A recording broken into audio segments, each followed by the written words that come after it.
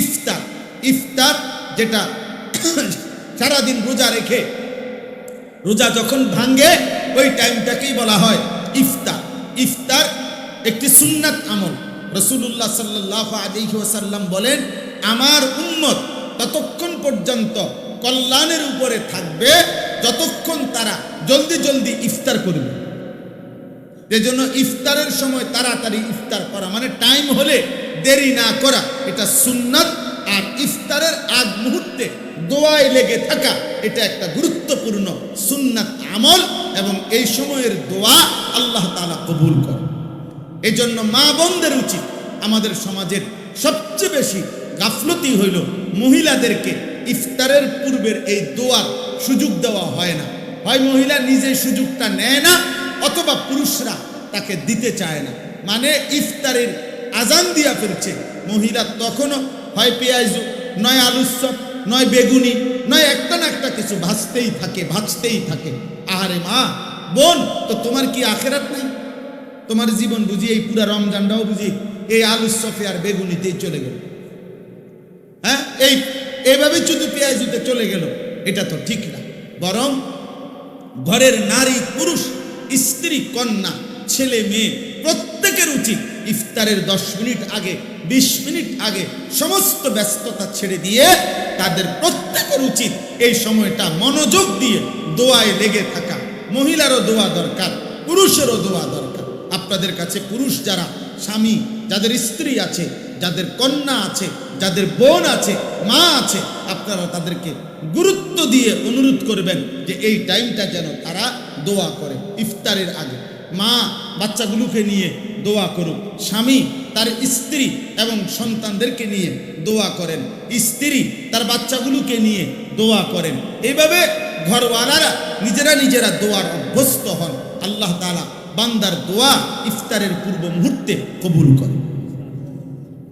4 number, sehri, মানে শেষ রাত্রিতে খাবার খাওয়া। রাসূলুল্লাহ সাল্লাল্লাহু আলাইহি সাল্লাম বলেন, ইহুদিরাও রোজা রাখে, আমরা মুসলমানরাও রোজা রাখি, কিন্তু পার্থক্য হলো ইহুদিরা সাহারি খায় না আর আমরা সাহারি খাই।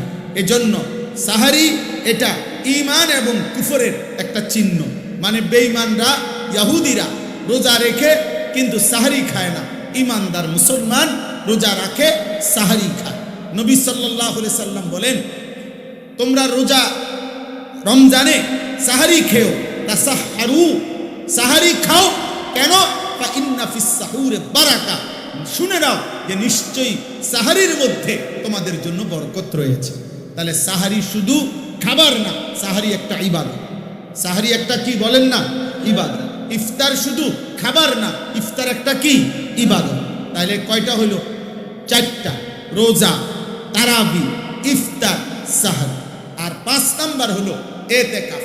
রমজান মাসের শেষ দশকে, শেষ 10 দিন আল্লাহর ঘর মসজিদে এতেকাফ করা। আল্লাহর নবী সাল্লাল্লাহু আলাইহি ওয়াসাল্লাম মদিনার মধ্যে মোট 10 বছর ছিলেন, 10ম বছর ইন্তেকাল করছেন।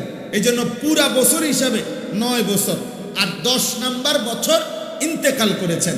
এই জন্য নবী সাল্লাল্লাহু আলাইহি সাল্লাম মদিনার 9 বছরে কোন বছর রমজানের শেষ দশকে মৃত্যু পর্যন্ত তিনি এতেকাফ ছাড়েন নাই।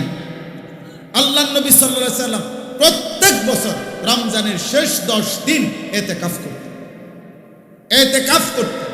এর মধ্যে নবীজি সাল্লাল্লাহু আলাইহি সাল্লাম প্রথম বছর পুরা 1 মাস, ওই শার্টওয়ালা ভাই তুমি মোবাইল টিপো না, ওই ছেলে ভাইয়া তুমি বাইরে চলে যাও, ভাই তো হাসো না, বেককলের মতো হাসো কেন?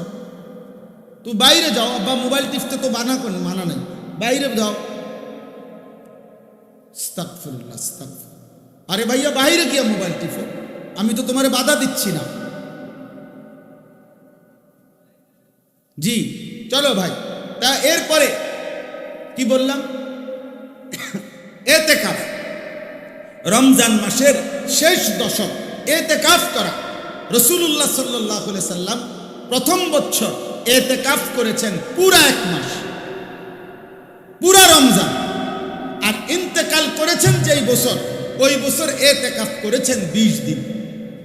তাহলে কখনোই তিনি এতেকাফ ছাড়ে নাই।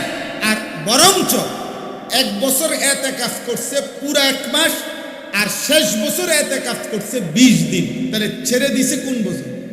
কোন বছর ছাড়েন নাই কখনো তিনি। এবং আল্লাহ নবী সাল্লাল্লাহু আলাইহি সাল্লামের স্ত্রী আম্মা জান আয়েশা রাদিয়াল্লাহু তাআলা আনহা বলেন যে আল্লাহ নবী মৃত্যু পর্যন্ত এতেকাফ করেছেন, এবং নবীজির পরে নবীজির সকল বিবিগণ ওনারাও মৃত্যু পর্যন্ত নবীর স্ত্রীগণ এতেকাফ করেছে। এতেকাফ নবীর বিবিগণও ছাড়েন নাই। তাহলে যেটা এত গুরুত্বপূর্ণ, আমাদের সমাজে প্রচন্ড পরিমাণ গাফলতি। নবীজি সাল্লাল্লাহু আলাইহি সাল্লামের ভালোবাসার দাবিদার অভাব নাই, কিন্তু আল্লাহর নবী কোনোদিন মৃত্যু পর্যন্ত এতেকাফ ছাড়ে নাই। আপনি আমি কোনোদিন করি নাই, তাহলে নবীর সামনে দাঁড়াইবেন কেমন? তিনি যদি বলে যে উম্মত আমি কোনোদিন ছাড়লাম না, তুমি কোনোদিন করলা না, তো তুমি আমার লগে মহব্বতের কেমনে মিলল? এই জন্য একজন ইমানদার 2013 সালে আমার শায়েখ আল্লামা মুফতি মুশতাকুন নবী কাসেমি হুজুর আমারে বলছিলেন এই কথাইটা 13 সালে, আজ থেকে প্রায় কত 13 বছর আগে। তখন হুজুর আমারে বলছিলেন, মাওলানা নবী কখনো এতেকাফ ছাড়ে নাই, আপনি কখনো এতেকাফ তখন বলছিল করেন নাই, কেমনে বলবেন? নবীজির সামনে কি জবাব দিবেন? সেই দিন থেকে আলহামদুলিল্লাহ আমি গত বছর পর্যন্ত আর কোনো দিন আমার এতেকাফ ছোটে নাই, এবং এবছরও আল্লাহ হায়াত দিলে পূর্ণ নিয়ত আছে। আমরা গত বছরও আমাদের শায়েখ আল্লামা মুফতি মুশতাকুন নবী কাসেমি হুজুরের মাদ্রাসার মসজিদে, 5 তলা মসজিদে প্রায় 1150 লোক এক মসজিদে একসাথে এতেকাফ করছে। 1150 উপরে। হ্যাঁ, সারা বাংলাদেশ থেকে আল্লাহর বান্দারা প্রতি বছর একসাথে আমাদের সাথীরা আসে এতেকাফ করার জন্য। এই বছর ইনশাল্লাহ এমন হবে, আশা করি, আল্লাহ চাহে। তো ভাই বলতেছিলাম যে এতেকাফ একটি গুরুত্বপূর্ণ আমল। যুবক ভাই তোমরাও চেষ্টা করলে রমজানের শেষ 10 দিন আল্লাহর ঘরে এতেকাফে বসতে পারো। নিজ নিজ মহল্লার মসজিদে এতেকাফ করবা, নামাজ পড়বা, জিকির করবা, তিলাওয়াত করবা, মসজিদে 10টা দিন আল্লাহর ঘরে কাটাইবা। দেখবা কলিজার মধ্যে নূর আসবে, আখিরাতের মহব্বত আসবে, আল্লাহর ইবাদত করার প্রতি নতুন প্রেরণা যাবে।